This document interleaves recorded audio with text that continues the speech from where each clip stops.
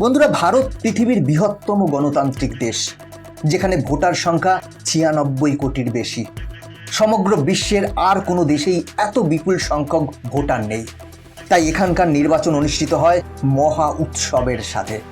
২০২৪ সালও এর ব্যতিক্রম নয়, বরং এবার নির্বাচন হচ্ছে ৩টি আলাদা আলাদা মাসে। মোট ৭টি দফায় ভোট গ্রহণের কাজ শেষে জুন মাসের ৪ তারিখে ফলাফল ঘোষিত হবে। পৃথিবীর আর কোথাও এরকম লম্বা সময় ধরে নির্বাচন হয়েছে কিনা তা নিয়ে যথেষ্ট সন্দেহ রয়েছে। বন্ধুরা, আজকে আমি ভারতের ২০২৪-এর এই নির্বাচন নিয়ে জানা অজানা অনেক তথ্য তুলে ধরার চেষ্টা করব এই ভিডিওতে। এই নির্বাচনে সম্ভাব্য ফলাফল কি হতে চলেছে, কে হতে চলেছেন ভারতের প্রধানমন্ত্রী, কার দিকে পাল্লা ভারী, বিভিন্ন সমীক্ষা কি বলছে, কে কটা আসন পেতে পারে, আপকি বার ৪০০ পার, এটা কি সত্যি হতে চলেছে নাকি এটা শুধুই ফাঁকা আওয়াজ। বন্ধুরা, আজকে এই সমস্তটা নিয়েই আলোচনা করব, তাই ভিডিওটা অবশ্যই শেষ পর্যন্ত দেখুন। তাহলে চলুন শুরু করা যাক।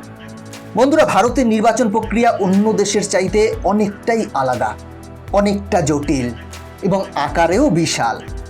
১৬ই মার্চ নির্বাচনের দিন ঘোষণা করেন ভারতের নির্বাচন কমিশনার রাজীব কুমার। তার ঘোষণা অনুযায়ী ১৯ ও ২৬শে এপ্রিল, এরপর ৭, ১৩, ২০ এবং ২৫শে মে এবং সর্বশেষ দফা 1 জুন অনুষ্ঠিত হবে। এবার অনেকেরই মনে হতে পারে এপ্রিল ও মে ভারত জুড়ে তীব্র গরম, সেই সময় কেন নির্বাচন অনুষ্ঠিত হচ্ছে। বন্ধুরা, মজার ব্যাপার হলো একটা সময় কিন্তু শীতকাল শেষে কিংবা বসন্তকালেই নির্বাচন অনুষ্ঠিত হতো। ১৯৯১ সালে তৎকালীন প্রধানমন্ত্রী আচমকা পদত্যাগ করেন এবং তার ফলে প্রথমবার জুন মাসে প্রচণ্ড গরমে নির্বাচন অনুষ্ঠিত হয়। এরপর ১৯৯৬ সালেও সেটাই হয়। পরের দুটি নির্বাচন অনুষ্ঠিত হয় শরৎ এবং শীতকালে, কিন্তু ২০০৪ সাল থেকে নিয়মিতভাবে গ্রীষ্মকালে নির্বাচন শুরু হয় এবং তখন থেকেই ভারতে প্রচণ্ড গরমে নির্বাচন হতে শুরু করে। তবে এত গরমেও সাধারণ ভারতবাসী উৎসাহের সাথে কিন্তু ভোট দিতে ভোট কেন্দ্রে আসেন। এই নির্বাচনে ভোটারের সংখ্যা ৯৬,৯০,০০০,০০০। বিস্ময়কর ব্যাপার হলো যুক্তরাষ্ট্র, রাশিয়া, জাপান, যুক্তরাজ্য, ব্রাজিল এবং ফ্রান্স সবকটি দেশের ভোটারের সংখ্যা একত্রিত করলেও তা ভারতের ভোটারের সংখ্যার সমান নয়। এই বিপুল সংখ্যক ভোটারের মধ্যে প্রায় ৪৯,৭০,০০,০০০ পুরুষ এবং ৪৭,১০,০০,০০০ মহিলা ভোটার আছে, বাকিরা তৃতীয় লিঙ্গের। ২০২৪-এর নির্বাচনে প্রথমবারের মতো ভোট দেবেন প্রায় ১,৮০,০০,০০০ ভোটার। আর আপনি জানলে অবাক হবেন, ৮৫ থেকে ৯৯ বছর বয়স এমন ভোটারের সংখ্যা প্রায় ৮২ লক্ষ। ভারতের ২৮টি রাজ্য এবং ৮টি কেন্দ্রশাসিত অঞ্চল মিলে ভোট কেন্দ্র রয়েছে ১০,৪৮,২০২টি। নির্বাচন কমিশনার রাজীব কুমার বলেছেন, একজন ভোটার জঙ্গলে বাস করুক অথবা পাহাড়ে, আমাদের কর্মীরা প্রত্যেক ভোটারের কাছে পৌঁছে যাবে। প্রয়োজনে আমরা ভোটারের কাছে হাতি, ঘোড়া কিংবা হেলিকপ্টারে হলেও পৌঁছে যাব। বন্ধুরা, বিস্ময়কর ব্যাপার হলো কেবল মুখে নয়, বাস্তবেই এমনটা ঘটেছে ভারতে। ২০১৯ সালের নির্বাচনে ৫ জন নির্বাচন কর্মী পায়ে হেঁটে দুদিনে একটা এলাকায় পৌঁছয়, যেখানে ভোটার ছিলেন মাত্র একজন মহিলা। এবছরও ঘন জঙ্গল পেরিয়ে প্রত্যন্ত আন্দামান নিকোবরের দ্বীপপুঞ্জে স্থাপন করা হয়েছে ভোট কেন্দ্র। চীনের সীমান্তবর্তী অরুণাচল প্রদেশের একটি গ্রামে ভোটার সংখ্যা মাত্র একজন, অথচ সেখানেও ১৫,২৫৬ ফুট উচ্চতায় আয়োজন করা হয়েছে ভোট কেন্দ্র। যারা বয়স্ক এবং শারীরিক প্রতিবন্ধকতা রয়েছে তাদের জন্য বাড়িতে গিয়েও ভোট নেওয়ার ব্যবস্থা আছে। তাই তো ভারতে নির্বাচন নিয়ে কাজ করার জন্য নিযুক্ত করা হয়েছে প্রায় ১.৫ কোটি নির্বাচন ও নিরাপত্তা কর্মী। প্রত্যেকটি ভোট কেন্দ্রে তাদের উপস্থিতি নিশ্চিত করা হবে। এসব ভোট কেন্দ্রে সরবরাহ করা হয়েছে ৫৫ লক্ষ ভোটিং মেশিন বা ইভিএম। মূলত ভোটে নিরপেক্ষতা নিশ্চিত করতেই ইভিএম পদ্ধতিতে ভোট নেওয়া হয়। ২০২৪ সালের নির্বাচন কমিশনের তথ্য অনুসারে নিবন্ধিত রয়েছে প্রায় ২,৬৬০টি রাজনৈতিক দল। তাদের বেশিরভাগ দলই ভোটে প্রতিদ্বন্দ্বিতা করে। কেউ জোটে বা কেউ আলাদাভাবে।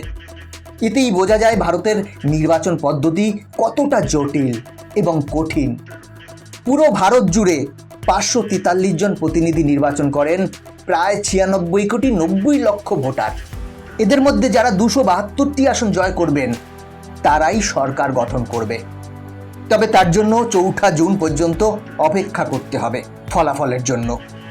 বহু ধর্মের এবং বহু বর্ণের দেশ ভারত, আর এখানকার সবচেয়ে গুরুত্বপূর্ণ মনে করা হয় উত্তরপ্রদেশকে, কারণ এই রাজ্যের ভোটার রয়েছেন প্রায় 24 কোটি, অর্থাৎ সর্বমোট ভোটের প্রায় 1/4। এখানে 80টি আসন রয়েছে, তাই উত্তরপ্রদেশে যে দল সংখ্যাগরিষ্ঠতা পায় তারাই সাধারণত সরকার গঠন করে। অতীতে দেখা গেছে এই রাজ্য থেকেই 8 জন প্রধানমন্ত্রী হয়েছেন। ভারতের প্রধানমন্ত্রী নরেন্দ্র মোদী 2014 সালে যখন প্রথমবার প্রধানমন্ত্রী হন, সেই বছর তার দল বিজেপি এখান থেকে 71টি আসন জয়লাভ করেছিল। 2019 সালে যদিও সেটি 62তে নেমে যায়। উত্তরপ্রদেশের পাশাপাশি 42 আসনের পশ্চিমবঙ্গ, 48 আসনের মহারাষ্ট্র, 40 আসনের বিহার এবং 39 আসনের তামিলনাড়ু এই ভোটে কিন্তু খুবই গুরুত্বপূর্ণ ভূমিকা রাখে। এবারের নির্বাচনে বিজেপির দাবি 400-র বেশি আসন পেয়ে তারা আবার সরকার গঠন করবে। কিন্তু পঞ্চম দফা নির্বাচনের পর বুথ ফেরত সমীক্ষা কি বলছে চলুন সেটা একবার দেখে নিই। পঞ্চম দফা ভোটের পর বিভিন্ন নির্বাচন বিশেষজ্ঞরা বলছেন ভারতের নির্বাচনের পাশা বদল হতে শুরু করেছে। এবারের নির্বাচনে সরকার গঠনের জন্য প্রয়োজনের চেয়ে কম আসন পাবে বিজেপি। এবার আর এককভাবে সরকার গঠন করতে পারবে না বিজেপি। বিভিন্ন রাজ্য ঘুরে অভিজ্ঞতার নিরিখে এরকমই মত দিয়েছেন প্রখ্যাত নির্বাচন বিশেষজ্ঞ যোগেন্দ্র যাদব।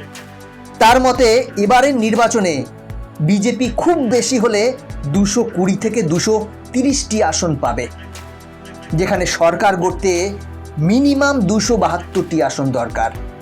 এবার একটা প্রশ্ন আসে, তাহলে বিজেপির আপকি বার 400 পারের কি হবে? অনেক নির্বাচন বিশেষজ্ঞদের মতে নিজেদের দুর্বলতা ঢাকতেই 400 পারের ঢাকঢোল পেটাচ্ছে বিজেপি। তাদের মতে বিজেপি কোনো মতেই 400 আসন পাবে না। শুধু তাই নয়, বিজেপি বিরোধীরা তো বলছেন বিজেপি তার জোট সঙ্গীদের নিয়েও সরকার গঠন করতে পারবে না। বন্ধুরা, আপনাদের কি মনে হয় বিজেপি কত আসন পাবে? কে হবে ভারতের প্রধানমন্ত্রী? কমেন্ট করে অবশ্যই জানাবেন। বন্ধুরা, আজকের ভিডিও এখানেই শেষ করছি। পরবর্তী ভিডিও দেখার জন্য চ্যানেলটি সাবস্ক্রাইব করে বেল আইকনটি প্রেস করে রাখবেন। ভালো থাকবেন, সাথে থাকবেন।